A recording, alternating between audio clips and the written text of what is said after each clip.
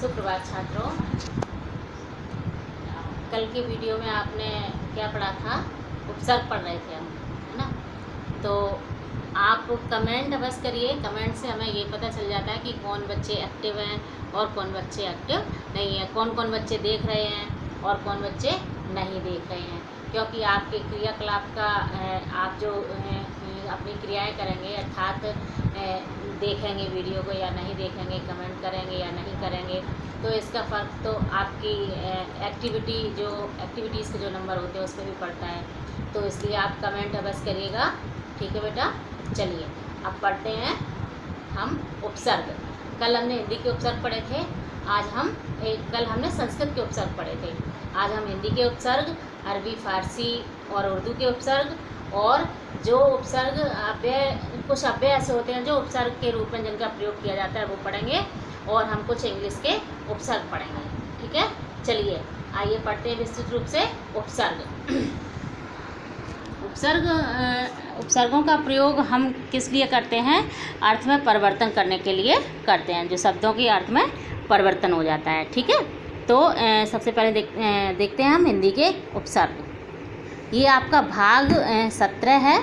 इसके पहले हम 16 वीडियो बना चुके हैं, और जिसने भी ना देखे हों वो चैनल पर जाके इसको देख सकता है, ठीक है? देखिए, जैसे कि अध, तो अध अगर हमने पका शब्द में लगा दिया तो क्या हो गया? अधपका हो गया। मरा शब्द में लगा दिया तो क्या हो गया? अधमरा हो गया। खिला शब्द में लगा दिया तो क्या हो गया? अधखिला हो गया। ऐसे ही अन, मोल में लगा दिया तो अनमोल हो गया। जान में लगा दिया तो अनजान हो गया। पढ़ में लगा दिया तो अनपढ़ हो गया। ऐसे ही आओ, घड़ में लगा दिया तो औघड़ हो गया। गुड़ में लगा दिया तो औगुड़ हो गया। घट में लगा दिया तो औघट हो गया। और उन उपसर्ग, उन माने होता है कम, जैसे कि 19, 20 में एक कम। जैसे कि 29, 30 में एक कम।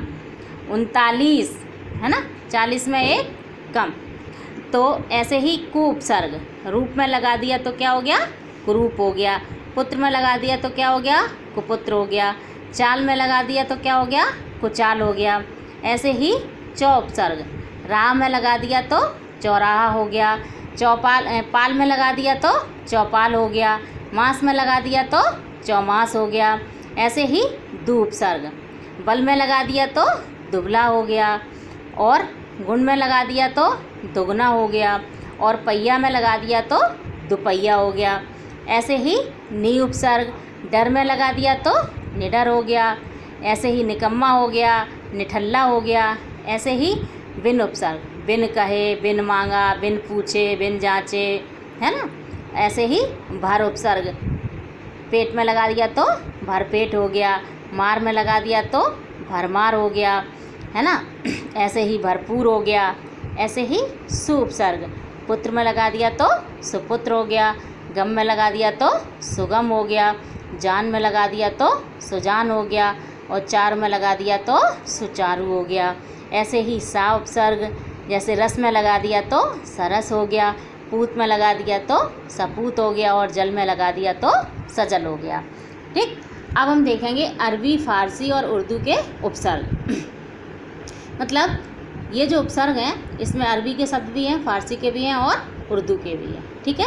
जैसे कि कम, तो जोर में लगा दिया तो कमज़ोर हो गया।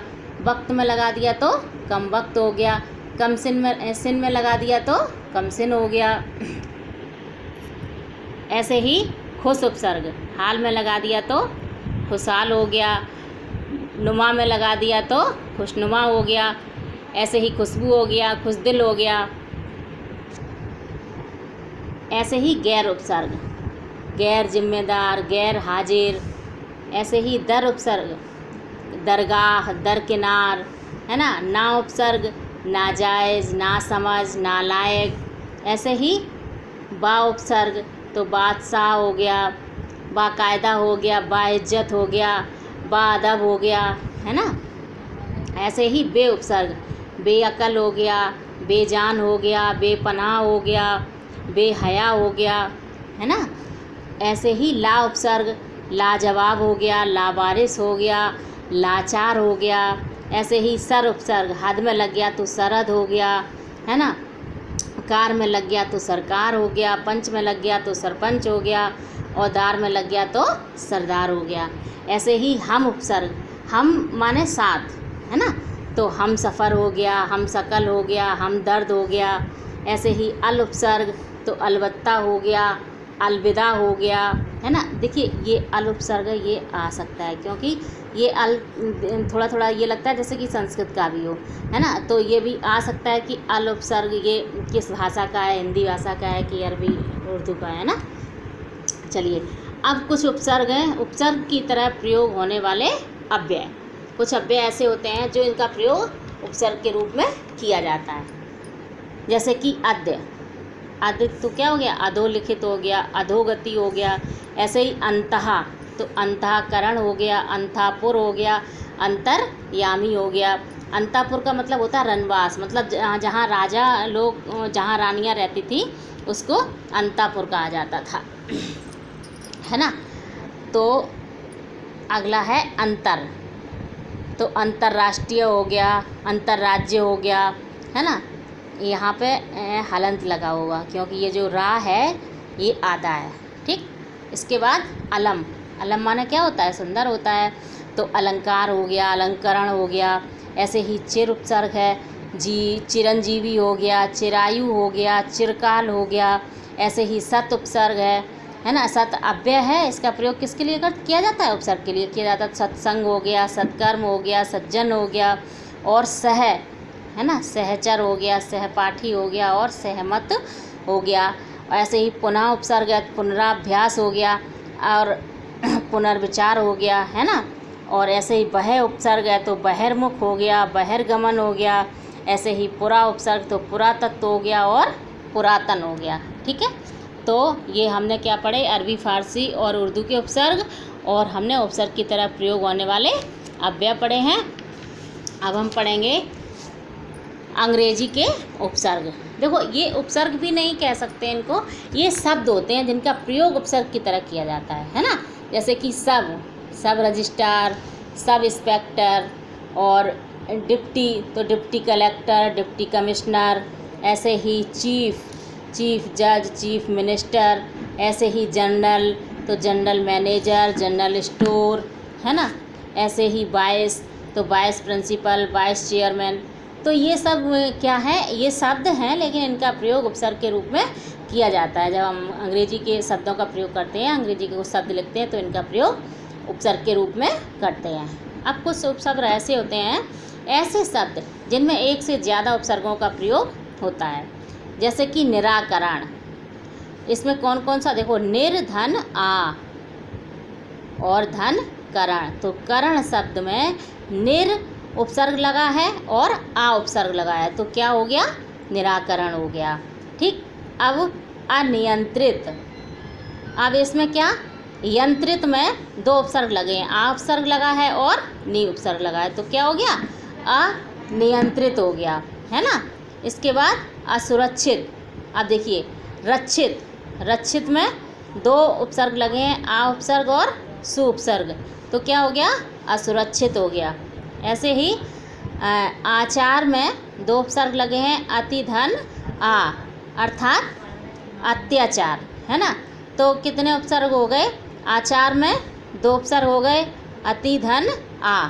तो कुछ उपसर्ग ऐसे होते हैं जिनमें हम दो उपसर्गों का प्रयोग करते हैं, और कुछ उपसर्ग ऐसे होते हैं जिनमें दो शब्दों का प्रयोग किया जाता है, और कुछ शब्द कुछ अंग्रेजी के उपसर्ग होते हैं, और कुछ हिंदी के उपसर्ग होते हैं, और कुछ अरबी, फारसी और उर्दू के उपसर्ग होते हैं।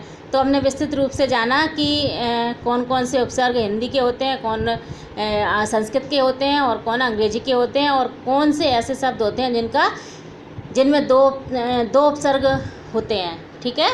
तो मुझे लगता है कि उपसर्ग पे पूर्णतः चर्चा हो गई है और आप सबको अच्छे से समझ आया होगा। और अगर कोई आपको दिक्कत हो रही हो, मतलब कुछ ना समझ में आ रहा हो, तो आप कमेंट बॉक्स में लिखिएगा और अगर समझ आ भी रहा है तो भी कमेंट बॉक्स में ज़रूर लिखिएगा, क्योंकि कमेंट बॉक्स में जो आप कमेंट करोगे उससे आपकी उपस्थिति भी दर्ज होगी। ठीक है, आज के लिए बस इतना ही। धन्यवाद।